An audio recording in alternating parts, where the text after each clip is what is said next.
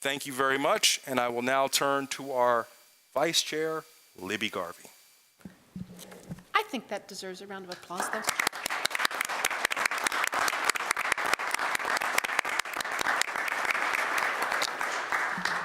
Thank you so much, Mr. Chair. And first, I want to give a few words to my board colleagues. First, congratulations again to Mr. Dorsey on becoming our new chair. Christian, thank you. I know you're going to do a great job. And thank you to our past chair, Ms. Crystal. Katie, you did an excellent job leading us through a sometimes fairly intense year. It really was. And thank you, Mr. Gutschall, for those kind words nominating me. Eric, it was indeed an intense year for a first year, and you've become a valued member of this team, so thank you. And finally, our newest member, Mr. De Ferrante, Matt, I know you're going to be a good member of this team, and I look forward to working with you, and I look forward to working with all of my colleagues. And thank you all for your confidence in electing me your vice chair for this year. Now to our manager and our county staff, thank you for everything you do day in and day out, seen and unseen, to make Arlington work. You are the backbone of this county. And I'm so pleased to be able to start my remarks by saying that people can pay for permits online. I've been promising this for several organizational meetings, at least 2, and we finally did it this year. It took longer than any of us wanted, but that's because it was difficult, and I really appreciate our staff keeping at it and making it happen. Thank you. And everyone here, Happy New Year.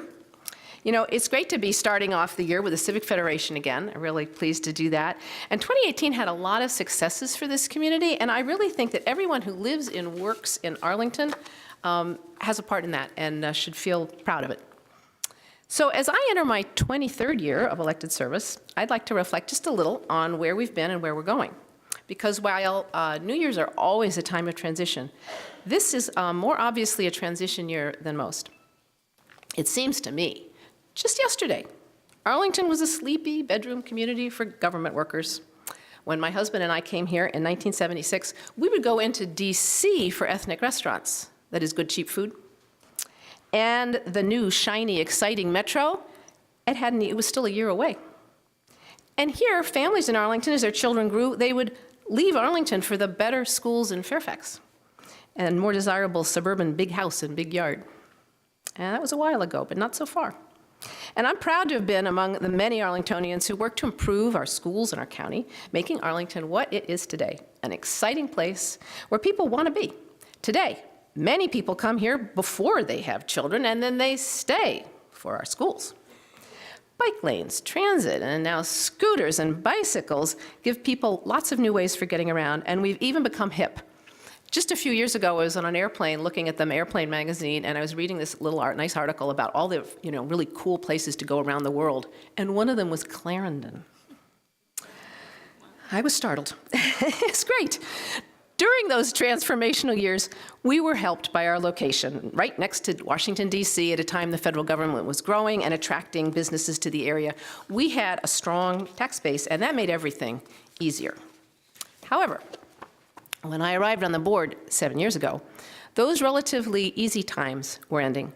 The combined effect of sequestration, BRAC, the 2008 recession, and telecommuting were hitting all at the same time, and suddenly our office buildings were emptying out. Our vacancy rate soared over 20%, which meant a lot of reduced revenue for Arlington, and this is a situation we continue to face today. Luckily, we've created advantages for ourselves. All the work done to change Arlington from a sleepy government town to an exciting hip place where people want to be is paying off and attracting innovative companies like Amazon. But someone's progress is someone else's unwanted change, and the strain is showing. Some residents find their neighborhoods less quiet. Bike lanes can make it harder to drive on the street or harder to park. And even walking can be a dicey proposition sometimes with scooters and bikes whizzing around. We see conflicts when beautiful large trees are cut down and large new homes replace modest houses. Or when people clamor for more land for parks, while at the same time people clamor for more land for schools. And almost everyone is worried about the soaring cost of housing and of just living here. So, I think our challenge today is this. Everyone says they want to preserve what they love about Arlington, but for some people that means a quiet, tree-lined street with single-family homes. And for others, it means a bustling urban landscape with bikes, scooters, restaurants, food trucks, and people pretty much 24/7. For everyone, it means affordability. So we're changing, and we want to preserve what we love best about our community, but what does that mean for us? What are we becoming? Where will we be in another 30 or 40 years? Or to put it in a better way, where do we want to be? What goals should we be setting for ourselves now to get there? I read an article recently about the happiest city in Finland, which sounded nice. Should that be our goal? To make our residents the happiest they can be? Or do we want equity and or sustainability and or what? Perhaps we want to be a thriving urban community, which means to me that there are jobs and housing available up and down the income scale, that we really support families with children, that we use resources sustainably, and that everyone feels welcome. It seems to me a thriving urban community would, by definition, be one that's sustainable, equitable, and where our residents are happy. But that's just my view. I believe we need to figure out together as a community what we want Arlington's future to be. And the only way to get to where we want to be in the future is to know now where we want to go. Planning our future is an important exercise for all of us. But the first step to our future is to deal with our present challenges. As has been mentioned already, we've got some tough budget years to get through. And these will force us to focus on efficiencies and priorities in a way that I don't remember us ever doing. Figuring out our priorities, making them explicit, and finding efficiencies that align with those priorities will be hard. But this difficult work can be the start of figuring out where it is we want to go. Our new guide on civic engagement will be helpful. It's a work in progress, sticking to our communication and engagement processes, knowing when we did not get it right and we need to do something over, or when we did get it right and we really just need to move on, will continue to be a challenge. But I'm sure we in Arlington will all get better at it with time. We've also been working on providing smaller, more intimate settings for our discussions. Last year, as has been mentioned, our chair led several big idea roundtables. I continued my series of informal book discussions, and I do plan to continue those this year. And there have been other efforts to engage differently. We've had some good starts, but I believe we can better focus discussions on our future if we provide more information to participants in advance. So, maybe we can invite experts in various fields to come and talk about what they see for the future and what the possibilities are. We could read some of their books. I do welcome book suggestions, by the way. We could then collectively start to focus more and more on what we want Arlington to be, and we could do it from a more informed position. No one can predict the future, but some people spend a lot more time thinking about it than those of us who have regular deadlines to meet, projects to complete, and people who need our attention right now. It would be good to get the perspectives of those who think regularly about what is coming as we try to look into the future and decide what we want as a community.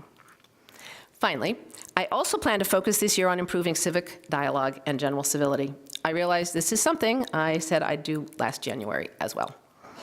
Everyone struggles with this. People can be so passionate that they forget decorum and how we should treat each other.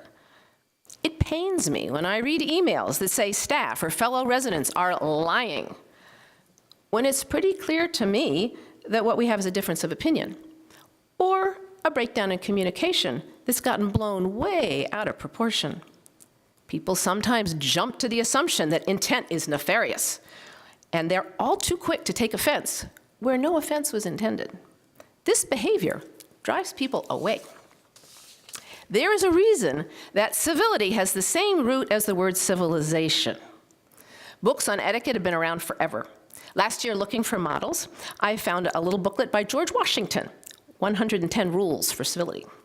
It was a writing exercise derived from a much older 1595 French version. We have been working on this for a while. The first rule is essentially, be respectful. Be respectful. This is not rocket science. Wouldn't things be better if everyone was respectful? So how do we encourage that? Can we define what being respectful means. I will submit that it is in part disagreeing with someone's statement without calling them a liar or other personal attacks. I think each of us needs to figure out how to be a leader in this. We have to set some basic standards and then follow through by not allowing people to violate those standards and stay in the discussion, or at least not to dominate the discussion so that everyone else decides to leave. I welcome suggestions from anyone on this and how to go about it, especially from our civic groups like the Civic Federation that are with us tonight. So in sum, clearly, we're in a time of transition. We're starting from a good place, but we need to decide as a community where we want to be in the next 30 to 40 years. To do that, we need to address our current challenges and also to look beyond the day-to-day in the next few years. We need to inform ourselves of the possibilities for our future and decide what we want Arlington to be. To do that, we need to talk to each other effectively, and to do that, we've got to be civil in our discussions. The Arlington way has gotten a little frayed around the edges. Perhaps we could set a new model for how to engage in civil community discussions. Heaven knows our country and the world need it. So I look forward to working on all of this and more over the new year with my colleagues, our talented staff, our residents, and everybody here. Happy New Year.